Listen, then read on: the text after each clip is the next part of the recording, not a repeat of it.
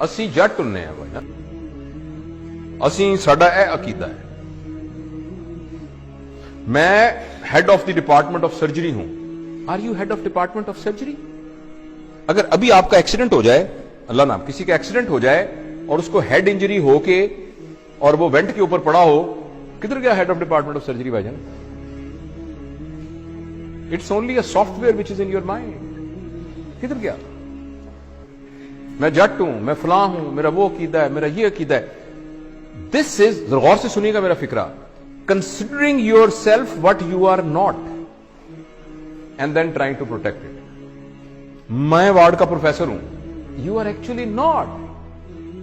आपका नाम जावेद इकबाल है, आप जावेद इकबाल हैं। आपको रिस्पॉन्सिबिलिटी दी गई है head of department of surgery की, जो कुछ अरसे के बाद आपसे ले ली जाएगी, और आपसे पहले भी एक बंदे को दी गई थी। So if I am head of department of surgery, I forget that I am Javed Iqbal. अगर मेरे हेड ऑफ डिपार्टमेंट सर्जरी के ऊपर कोई हट लगा, जरा सा भी दब्बा आया, यानी ये कि मैं कमरे में आया था, उठ के खड़ा नहीं हुआ, ऐसी की तैसी इनकी जरूरत क्या हुई खड़े? इसका नाम ईगो होता है। Ego is protecting your understanding about yourself which you are not. इसका नाम बेइज्जती होता है।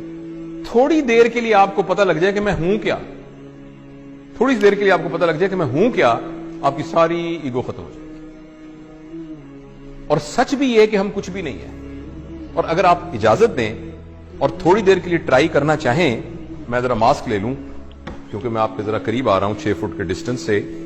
अगर फर्ज करें मैं ऐसे मिसाल के तौर पे कह रहा हूं, आपको सिर्फ यह कहूं कि मुंह आपका बंद कर दूं और नाक भी बंद कर दूं, सिर्फ आपको पता है हवा के अंदर ये जो मॉलिक्यूल फिर रहा है ऑक्सीजन का, जो कि हवा से निकल के आपके नाक के थ्रू आपके लंग्स में गया, और लंग्स से फिर आपकी मेम्ब्रेन से क्रॉस होता हुआ ब्लड में गया, और ब्लड से आपके ब्रेन में गया, और आप अलर्ट हुए। इसको कितनी देर के लिए रोक लें, the human being will become a carrot, जिसको वेजिटेटिव फॉर्म कहते हैं। आपने सुना वेजिटेटिव फॉर्म?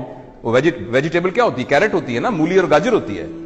तो एक इंसान को मूली और गाजर बनने में आपको हैरानी होगी, 4 मिनट का फासला है। उस 4 मिनट की रस्सी के ऊपर आप कह रहे हैं मैं बड़ी शाह भाई, मैं बड़ा बदमाश है इलाके का, मेरी भी कोई इज्जत है, मेरी भी कोई ताकत है। क्या इज्जत है आपकी? हैसियत क्या है? वही बात समझ रहे हैं आप? मैं आपको असहाबा के वाकयात में से एक वाकया सुनाता हूं।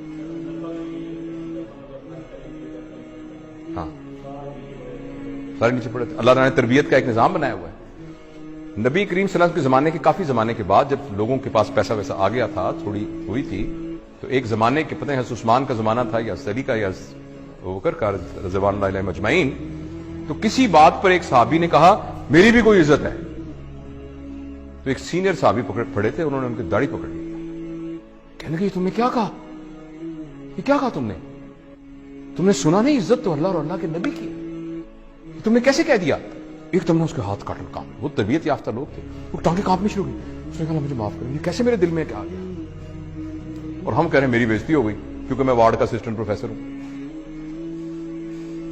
राइट? जो ट्रू लीडर होता है ना, ट्रू लीडर, वो अपने आप को फॉल्स आइडेंटिफिकेशन से बचा के रखता है। वो ये कहता है कि मैं यहां का लीडर हूं, मेरी रिस्पॉन्सिबिलिटी में ये आया है, मैं ये नहीं हूं।